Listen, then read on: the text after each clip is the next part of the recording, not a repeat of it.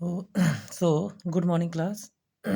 आज का हमारा टॉपिक है रूट मीन स्क्वायर स्पीड। ठीक है, तो रूट मीन स्क्वायर स्पीड जो होती है हम लोग कैसे फाइंड करते हैं। सपोज एक गैस को हम दिमाग में रखते हुए बात करते हैं। अगर गैस कोई कंसीडर करते हो तो एक्चुअल में गैसियस पार्टिकल्स जो गैस के मॉलिक्यूल्स होते हैं उनकी रूट मीन स्क्वायर स्पीड जो होती है वो हम लोग कैसे कैलकुलेट करते हैं। तो पहले डेफिनेशन इसकी हम लोग पढ़ते हैं। क्या लिखा है? It is defined as the square root of the mean of the squares of the speeds of the individual molecules of a gas।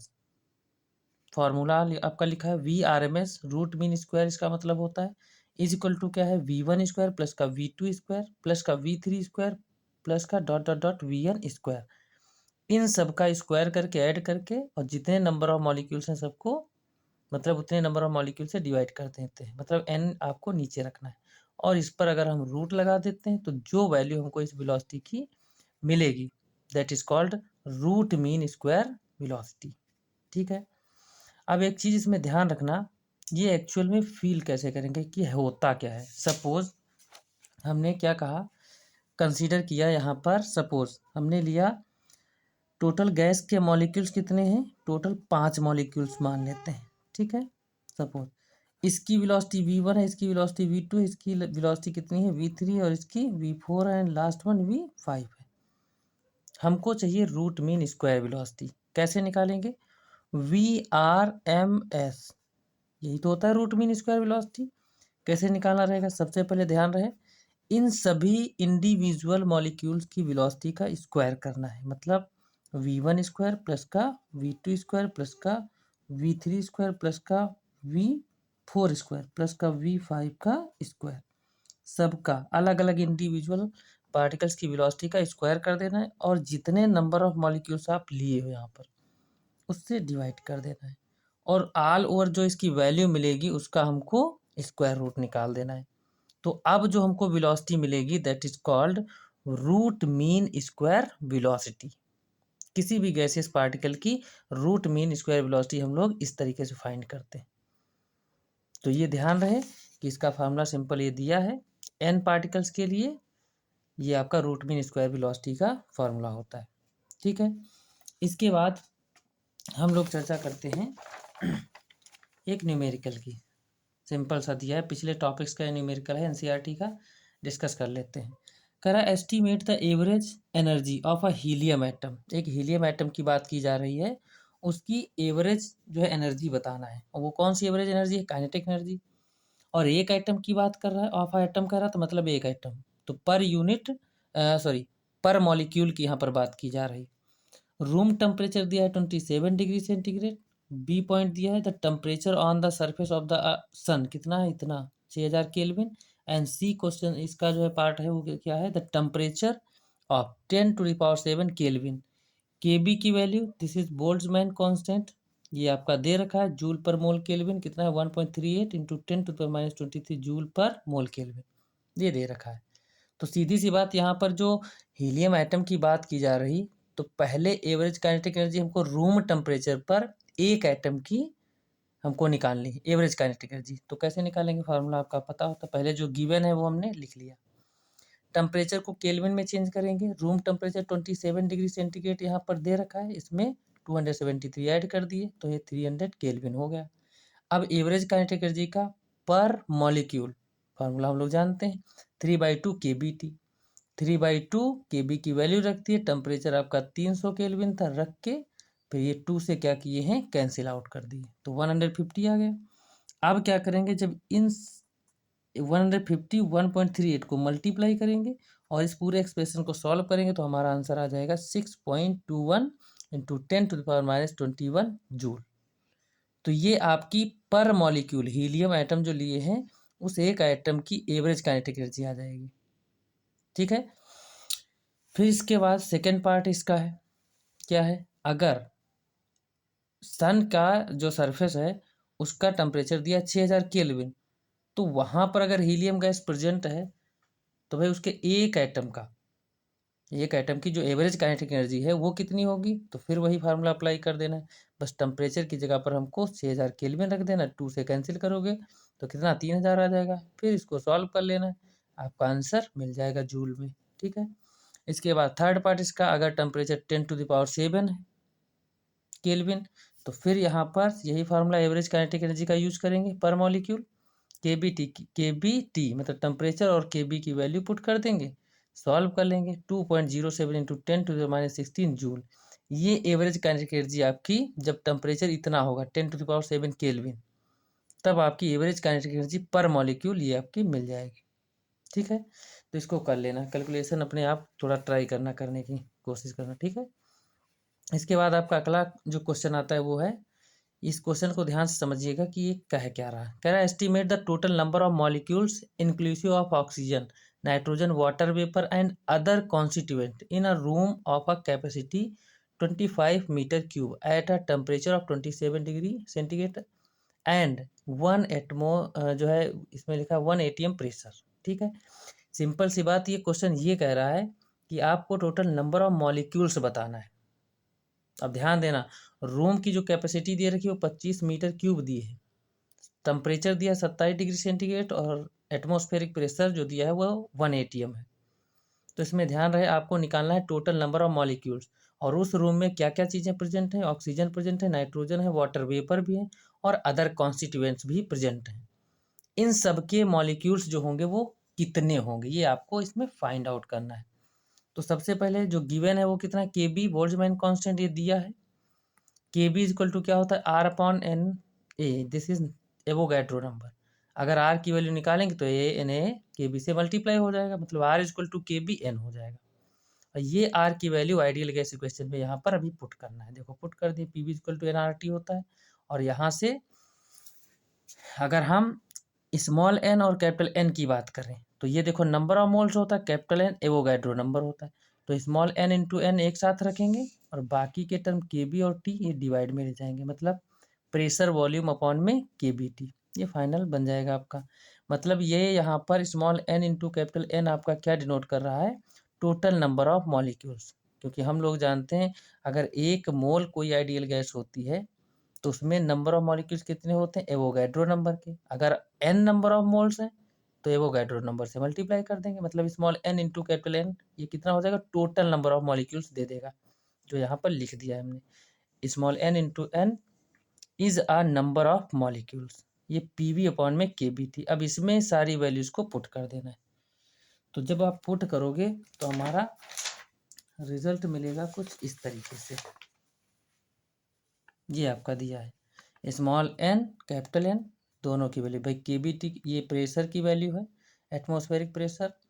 ये 25 जो आपका टेम्परेचर एक्चुअल में क्या दिया है यहाँ पर फार्मूले में, वॉल्यूम दिया है 25 मीटर क्यूब दिया था। ये यहाँ पर आपका जो है के बी की वैल्यू रख दिए हैं और ये टेम्परेचर कितना है 3000 केल्विन। जब इस सारे एक्सप्रेशन को सॉल्व करोगे तो आपका आंसर, ये कैलकुलेशन आपको अपने आप करनी है। तो टोटल नंबर ऑफ मॉलिक्यूल्स जो निकल के आएंगे उस रूम में वो कितने हैं, 117 इंटू 10⁻26 मॉलिक्यूल्स। मतलब इस पूरे सोल्यूशन को आप जब करोगे तो इतने नंबर ऑफ मॉलिक्यूल्स आपको मिल जाएंगे। ठीक है, तो ये आपका फाइनल आंसर होता है। इसके बाद जो मोस्ट इंपॉर्टेंस का टॉपिक अगला आता है वो है डिग्रीज ऑफ फ्रीडम। देखो वैसे तो डिग्रीज ऑफ फ्रीडम को हम आसान भाषा में भी समझ सकते हैं, बट पहले हम डेफिनेशन से देखते हैं एक्चुअल में डेफिनेशन क्या कहती है। तो कह रहा था degrees of freedom of a system में बी डिफाइंड, सिस्टम ध्यान रखना, सिस्टम हम गैस की बात कर रहे हैं, ठीक है, may be defined as the total number of independent ways in which the particles of the system can absorb energy. अब ध्यान देना, इस डेफिनेशन के अकॉर्डिंग हमको ये पता चल रहा है कि किसी भी सिस्टम में मतलब सिस्टम गैस की बात कर रहे हैं, अगर गैस के मॉलिक्यूल्स की ही हम बात कर लें तो गैस के मॉलिक्यूल्स एक्चुअल में कितने, उसके एक मॉलिक्यूल को आप कंसीडर करो तो एक मॉलिक्यूल के कितने इंडिपेंडेंट वेज होंगे, भाई कितने माध्यम से कह रहा, कितने इंडिपेंडेंट माध्यम से, वेज से वो एनर्जी को एब्जॉर्ब कर पा रहा, कोई भी एक मॉलिक्यूल। तो जितने इंडिपेंडेंट वेज से वो मॉलिक्यूल एनर्जी को एब्जॉर्ब कर पाएगा, that is called degrees of freedom. दूसरी भाषा में हम सिंपल ये कह सकते हैं कि कोई भी गैस का मॉलिक्यूल एक्चुअल में कितनी डायमेंशंस में फ्रीली ट्रेवल कर सकता है या फिर मोशन कर सकता है, that is called degrees of freedom. Suppose एक कोई मॉलिक्यूल हम यहाँ पर कंसीडर कर रहे हैं। अब एक मॉलिक्यूल गैस का, भाई उसको कोई रोकता तो है नहीं, गैस का मॉलिक्यूल है वो फ्रीली कहीं भी घूम सकता है, कहीं भी वो ट्रेवल कर सकता है।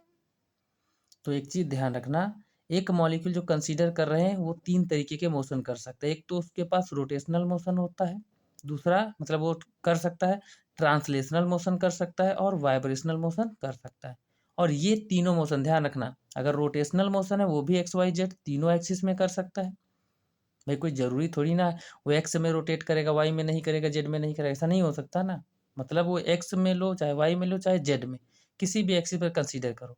रोटेशनल मोशन तीनों एक्सिस में, ट्रांसलेशनल मोशन वो भी तीनों एक्सिस में हो सकता है, और वाइब्रेशनल मोशन वो भी तीनों एक्सिस में हो सकता है। तो हम इससे ये कह सकते हैं कोई भी मॉलिक्यूल गैस का जो मैक्सिमम नंबर ऑफ उस मॉलिक्यूल की जो डिग्रीज ऑफ फ्रीडम होंगी वो मैक्सिमम 9 पॉसिबल है। कितनी? 9। 3 3 6 और 3 9, मतलब 3 3 ये तीनों एक्सिस की अगर जोड़ेंगे तो टोटल डिग्रीज ऑफ फ्रीडम किसी भी गैस के एक मॉलिक्यूल की total maximum degrees of freedom कितनी हो सकती हैं? 9 हो सकती हैं, हमने लिखा है। अब डिग्रीज ऑफ फ्रीडम फाइंड करने का ये फॉर्मूला हमारे पास सिंपल है, F is equal to 3n-k। ध्यान रहे कैपिटल एन क्या है? नंबर ऑफ एटम्स, और के क्या है? Number of relations between them, मतलब मॉलिक्यूल्स आपस में कितने रिलेशनशिप, मतलब कोई भी एटम कितने अदर एटम से जुड़ा हुआ है।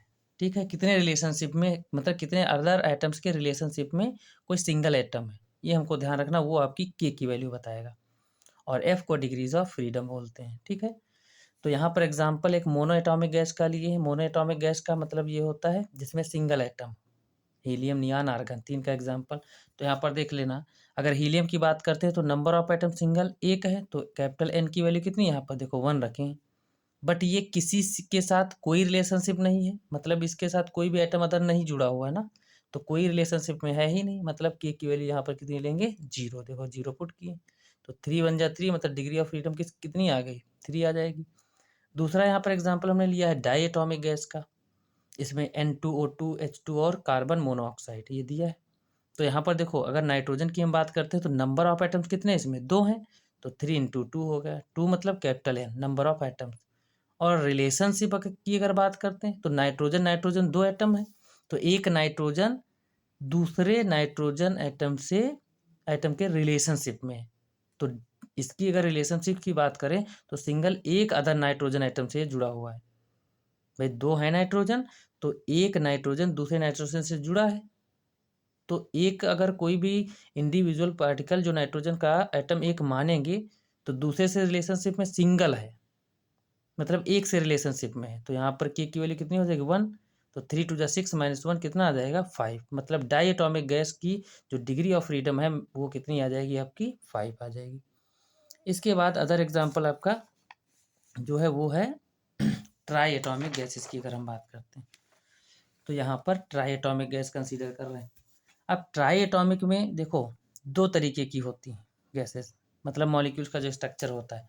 एक होता है लीनियर मॉलिक्यूल, मतलब ये स्ट्रक्चर लीनियर फॉर्म करेगा, कार्बन डाइऑक्साइड का जैसे एग्जांपल लिया हमने। और दूसरा होता है नॉन लीनियर मॉलिक्यूल, ये है आपका वाटर, ये ट्रायंगुलर शेप का ऐसे बनता है। तो यहाँ पर ध्यान देना, जैसे यहाँ पर ये हाइड्रोजन, ये मान लेते हैं ऑक्सीजन है, ये हाइड्रोजन है, ये हाइड्रोजन है। ठीक है, यहाँ पर ये देखो ये कार्बन है, ये ऑक्सीजन है, ये ऑक्सीजन है। तो देखो इन तीनों एटम्स की अगर हम बात करें तो आपस में कितने? दो के रिलेशनशिप में है, मतलब अगर कार्बन यहाँ से देखें तो कार्बन मिडिल में है, तो एक इधर ऑक्सीजन से जुड़ा हुआ है और इससे भी रिलेशनशिप में है, मतलब कहने का ये 2 ऑक्सीजन आइटम से कार्बन रिलेशनशिप में। तो इसमें अगर हम रिलेशनशिप की बात करें तो के की वैल्यू कितनी? 2 आ जाएगी। और इसमें देखो 1 2 3 रिलेशनशिप हो जाएंगी। तो यहाँ फार्मूला हमने लगाया है इसके लिए, 3 3 जा 9, नंबर ऑफ एटम्स कितने? 2 और 1 3, ये कार्बन का 2 ऑक्सीजन का, तो 3 3 जा 9, रिलेशनशिप कितने हैं इससे? 1 2। तो यहाँ पर 2 रख देंगे, सॉल्व करेंगे तो 7 डिग्री ऑफ फ्रीडम आ जाएगी। और इसमें अगर हम बात करते हैं तो नंबर ऑफ एटम कितने हैं, 2 और 1 3, मतलब 3 3 जा 9 माइनस का 3।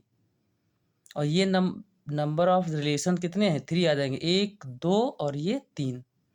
मतलब ऑक्सीजन इस हाइड्रोजन से, ऑक्सीजन इस हाइड्रोजन से, और हाइड्रोजन हाइड्रोजन के बीच में भी पार्शियल रिलेशन होता है। तो ये 3 रिलेशन हो गए, तो यहाँ 3 रख दिए। 9 में से 3 का कितना बचेगा, 6। मतलब जो डिग्री ऑफ फ्रीडम इस नॉन लीनियर मॉलिक्यूल की आएगी वो 6 आएगी, और अगर लीनियर मॉलिक्यूल दिया है ट्राई एटॉमिक गैस का तो उसकी डिग्री ऑफ फ्रीडम 7 आती है। ठीक है, इसके बाद एक सिंपल छोटा सा और टॉपिक है अगला, law of equipartition of energy. देखो यहाँ पर हम लोग ये अच्छी तरीके से जानते हैं, जो काइनेटिक एनर्जी पर मॉलिक्यूल हम लोग जानते हैं वो कितनी होती है, 3/2 kBT। ये काइनेटिक एनर्जी जानते हो कौन सी एवरेज काइनेटिक एनर्जी पर मॉलिक्यूल, ये आपका फॉर्मूला होता है। अब ध्यान देना, अगर कोई भी सिंगल मॉलिक्यूल हम किसी गैस का कंसीडर कर रहे हैं, सपोज ये एक्स वाई जेड तीनों एक्सिस हम कंसीडर की, ये अगर वाई है तो ये एक्स है, और ये कौन सी आपकी हो जाएगी, जेड एक्सिस हो जाएगी। तो ध्यान देना, law of equipartition of energy पता है क्या कहता है, वो ये कहता है कि कोई भी मॉलिक्यूल अगर सपोज दैट ये यहाँ पर ओरिजिन पर प्रेजेंट है, इसको मान लेते हैं ओरिजिन, ओरिजिन पर ये प्रेजेंट है मॉलिक्यूल, तो law of equipartition of energy ये कहता है कि ये तीनों डायमेंशंस में, मतलब तीनों डायरेक्शंस में, एक्स वाई जेड 3 एक्सिस हैं, तीनों एक्सिस में इक्वल एनर्जी का डिस्ट्रीब्यूशन करेगा। मतलब कहने का ये 3/2 kBT को आप 3 पार्ट्स में डिवाइड करो, क्यों, क्योंकि एक्स वाई जेड 3 एक्सिस हैं, तो 3/2 kBT इसको आप 3 पार्ट्स, सॉरी हाँ 3 पार्ट्स में डिवाइड कर दो, तो ये 3 3 जगह कट, बचेगा कितना, 1/2 kBT। हम ये कह सकते हैं कि अगर जेड एक्सिस की बात करें तो 1/2 kBT एनर्जी इधर रहेगी, और दूसरे पार्ट्स में 1/2 kBT एनर्जी इधर जाएगी, और बची हुई और 1/2 kBT एनर्जी इधर रह जाएगी। मतलब तीनों एक्सिस में जो एनर्जी का डिस्ट्रीब्यूशन होगा वो हाफ kBT रहेगा। This is called law of equipartition of energy. अब डेफिनेशन पढ़ लेते हैं कि भाई डेफिनेशन क्या कहती है, ये लिखी है, वही हमने देखा है कि मोनो एटॉमिक गैस कंसीडर किए, सपोज यहाँ ओरिजिन पर मॉलिक्यूल एक रखा हुआ है, तो चाहे यहाँ पर एब्जॉर्प्शन, हमने दोनों तरीके से डेफिनेशन डिग्री ऑफ फ्रीडम बताई, चाहे एब्जॉर्प्शन का हो या फिर कितने नंबर ऑफ वेज किसी मॉलिक्यूल्स के मोशन करने के होते, वही तो डिग्री ऑफ फ्रीडम होती। तो जितनी डिग्री ऑफ फ्रीडम है, इस लॉजिक से जितनी डिग्री ऑफ फ्रीडम किसी भी मॉलिक्यूल की, जितनी डिग्री ऑफ फ्रीडम होती है एक्चुअल में उस मॉलिक्यूल की जो एवरेज काइनेटिक एनर्जी होती, जितनी number of degree of freedom होगी उतने पार्ट्स में एनर्जी का डिस्ट्रीब्यूशन हो जाएगा। जैसे मोनो एटॉमिक गैस लिए हैं तो ये इसकी डिग्री ऑफ फ्रीडम 3 होती, तो जो पर मॉलिक्यूल एवरेज काइनेटिक एनर्जी थी 3/2 kBT, वो देखो 3 पार्ट्स में डिवाइड हो रही। अगर मान लेते डाई एटॉमिक लेते तो suppose that degree of freedom 5 आती, तो ये एनर्जी 3/2 kBT जो दी है पर मॉलिक्यूल एवरेज काइनेटिक एनर्जी, ये 5 पार्ट्स में डिवाइड हो जाती। अगर डिग्री ऑफ फ्रीडम 6 होती तो यही एनर्जी 6 पार्ट्स में डिवाइड होती इक्वली। तो जितनी number of degree of freedom किसी भी मोनो एटॉमिक, डाई एटॉमिक या ट्राई एटॉमिक गैस के एक मॉलिक्यूल की जितनी भी डिग्री ऑफ फ्रीडम होगी, या दो मॉलिक्यूल की जितनी डिग्री ऑफ फ्रीडम होगी, वो डिपेंड करेगा डिग्री ऑफ फ्रीडम कितनी, जितनी डिग्री ऑफ फ्रीडम होगी तो एनर्जी का डिस्ट्रीब्यूशन उतने पार्ट्स में हो जाएगा। इसी को बोलते हैं law of equipartition of energy. अब यहाँ पर जो डेफिनेशन लिखी है वो आप लोग नोट कर लेना। According to this law the energy is equally distributed amongst it various degrees of freedom, है ना, एनर्जी का इक्वल डिस्ट्रीब्यूशन होता है वेरियस डिग्री ऑफ फ्रीडम, जितनी डिग्री ऑफ फ्रीडम उतने पार्ट्स में एनर्जी का डिस्ट्रीब्यूशन हो जाएगा। And the energy associated with each degree of freedom per molecule, एक मॉलिक्यूल जो होगा वो जितनी डिग्री ऑफ फ्रीडम में एनर्जी का डिस्ट्रीब्यूशन होगा वो कितनी हो जाएगा। अगर यहाँ पर सपोज ये मोनो एटॉमिक गैस कंसीडर किए तो हर एक डिग्री ऑफ फ्रीडम, ये देखो 3 है, 1 2 3, तो हर एक डिग्री ऑफ फ्रीडम की एनर्जी कितनी है, हाफ kBT। ठीक है, जितनी डिग्री ऑफ फ्रीडम होगी उतने पार्ट्स में एनर्जी का डिस्ट्रीब्यूशन होगा। यहाँ मोनो एटॉमिक माने थे तो हाफ kBT रहेगा। इसके बाद अगला पॉइंट इसमें लिखा है, this result was first deduced by Boltzmann and is called the law of equipartition of energy. इसको किसने दिया था, फर्स्टली बोल्ट्जमैन ने दिया था। ठीक है। और इस लॉ को ही हम लोग बोलते हैं law of equipartition of energy.